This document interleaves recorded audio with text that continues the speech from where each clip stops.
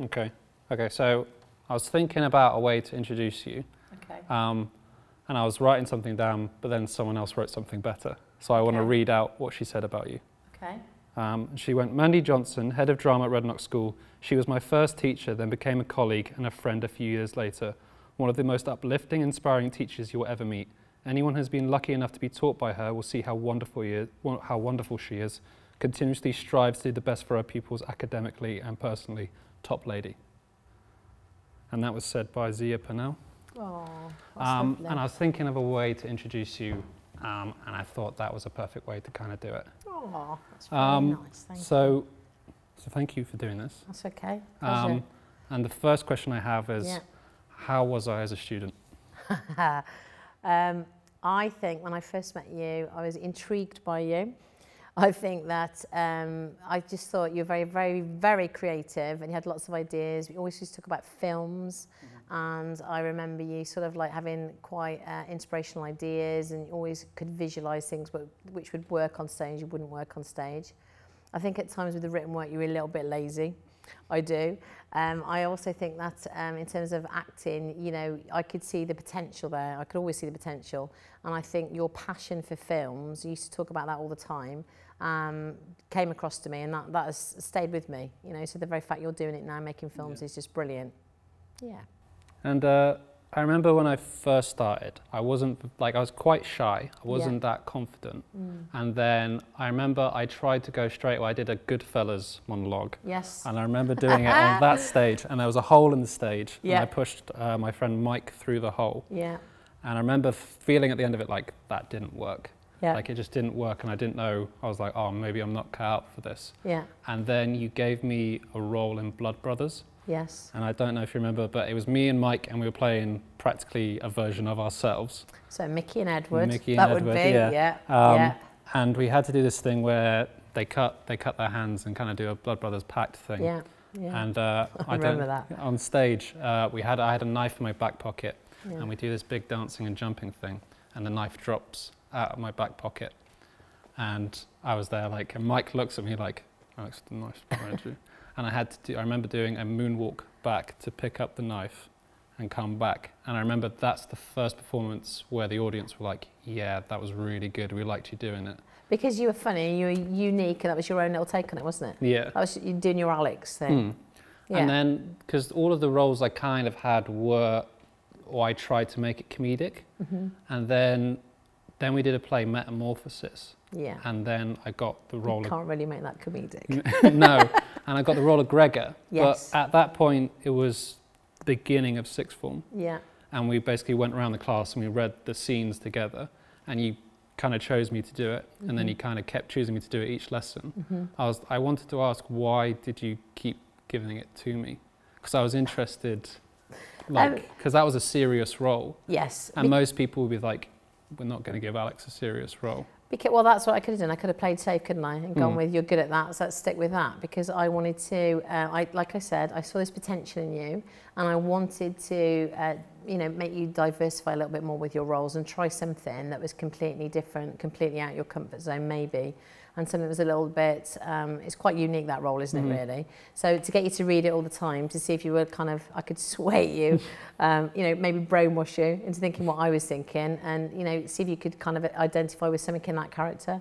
Yeah. So that's why I did it. Yeah. Did you think I did the right thing? Yeah, because that was the first role, like after Blood Brothers, which was a serious role. Yeah. And I remember that was the only role I've ever done where I was like, I absolutely nailed that. Yeah. So I remember thinking like, that was really good. Yeah. Because I think before, with you, with comedy, it was always something you're very comfortable with, you're very, very good at. And I think you like that feeling when you play off the audience. I think you're very good at that. You used to do that in class as well, I hasten to say. But I think that for that one, it was just something that was completely against your type. But there was something about that character where I felt that, I don't know, there was something about it where I thought that you could play that very, very well. And I felt that sometimes maybe this idea that you were quite creative, you were a little bit different to other people. You know, and maybe Gregor Samsa, he's a little bit different, isn't he? So there was something in that role that I thought you could play well. And then from that, our final performance we ever did was Doomsday Clock, which is about 5 people you wouldn't put together that are stuck in a bunker after what would be, we think, an apocalypse. Yeah. and we had to devise the play ourselves, and we had to write an individual monologue. I remember we had a conversation where I did the first like draft of the monologue, and you were there like, I don't buy that character, I don't buy it. And I was like, yeah, I don't really buy it either. And you said, if you're going to do it like a character like this, and you got one like last shot before you leave, is like try and make it as personal as possible. Yeah. And then I did the performance, and then like I think I was there like, what the person I was doing it with was there like, she started crying, and I was like, oh, okay, this seems to be working. Then I saw my mum cry, and then I saw my friends cry. Did you have a moment where you thought, he's not going to be able to sell the monologue? Or were you thinking, he's going to do it the last time?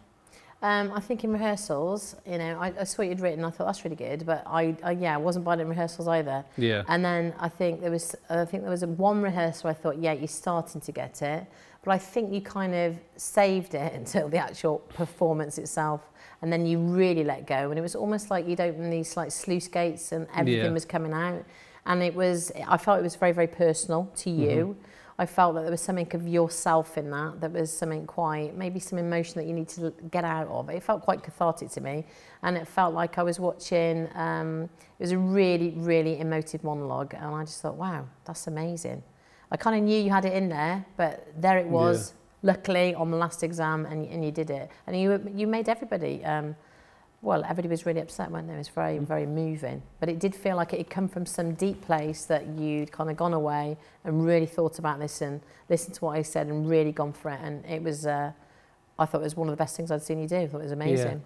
Because it was basically the monologue was a story of how my grandfather met my nan, and I kind of twisted it to kind of fit the play, but kind of, because my nan had passed away not long after doing that, or long before that. So it kind of felt like everything I stored up, I kind of let out in that character. Yeah. And for me, I was not sure about uni. I wasn't sure about film. I always loved it, but I always thought maybe I'm just a film watcher rather than a filmmaker. I always thought you were going to make films. Yeah. Something about you. I think when you can watch a film, can't you? And you can go, that was a good film, whatever. But I think you were you understand how things work. That's a feeling I always got. And you could always visualise what would work on stage. You had lots of ideas, always like a director, as well as an actor. You always spoke as a director, I felt. Yeah. And I wanted to ask you, because along with Mr. Wallace, the media teacher here, you were one of the best teachers that I ever had. Thank you very much. But what is it about teaching that made you want to do it? Because I just think that what a unique position to be in, where you can hopefully inspire people to achieve their dreams. I mean, you can get a better job than that, can you really? I feel that I can relate to younger people. I like to think I can. I think I'm very creative myself. But I don't want the glory. I want people to feel empowered by the arts, empowered by drama. And I just think when somebody gets on a stage and does an amazing monologue and you feel that, there's just nothing better. And it's nice to see their parents and carers enjoy it as well. I just think it's a great job. And I just think that it's a vocation and something that I'm really passionate about. I'm passionate about my subject, and I hope that comes across, and I hope that I inspire people and change lives. That sounds very, doesn't it, over the top, but actually that's why I hope I do. Yeah, and so the reason I'm asking you to do this interview, right? I'm going to get my phone out to read it out. I don't know if you remember this, but when I first started doing it, this was like year 10, because when we were the year 7 to year 9, we had various drama teachers, and I had you year 8, but I didn't have you until properly to year 10. And in one of the lessons, and it was behind, literally there, because I remember it vividly, I was stood with my friends Mike and Mitch, and I did an Elvis impersonation. And I actually do remember it was a pretty poor Elvis impersonation. But I said to you, kind of rather arrogantly, I said, if I ever win an award, that I would dedicate it to you as a thank you. So I had a speech prepared for when I won my award, and I just want to read it out to you. So there's a number of people I have to sort of thank. So I said, first and foremost, I'd like to thank the others nominated, and I'd like to thank the crew. Some of them are here helping me film today. But I have to thank 3 people specifically, and that's the 3 of the most important women in my life. The first one is my nan, who gave me the story of Stationary Bike. And I was reading it in your class and in my English class when I should have been doing drama. Thanks. But when we used to watch films together, and we had a game of trying to guess the ending of the films, and I always felt a connection to her. And when I did Doomsday Clock and when I did Stationary, I felt she was kind of with me. Yeah, that's and lovely. It was kind of a way of staying close to her. The second is my mum. My sister's over there, by the way, who's giving me the dead eye of like why she's not on the 3 list. Sorry, Rebecca. But she gave me 2 quotes, and the first one's from Rocky Balboa, which is, it doesn't matter how hard you hit, but it's about how hard you can get hit and keep moving forward.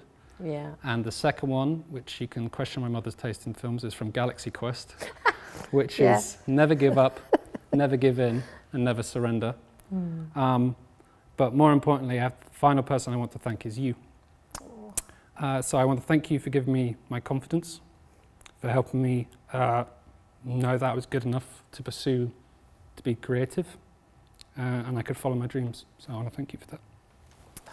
Thank you, Alex. That's lovely. I really do. Yeah. Can I give you a hug? Yeah. Oh, thanks. This is lovely. It just makes my job, you know, this is what it's all about, isn't it? If I can help somebody along the way like that, even if it's just one person, that, yeah, it's very, very special. So thanks for that. Yeah. That's very touching. And finally, I told you so. I knew. Well, yes.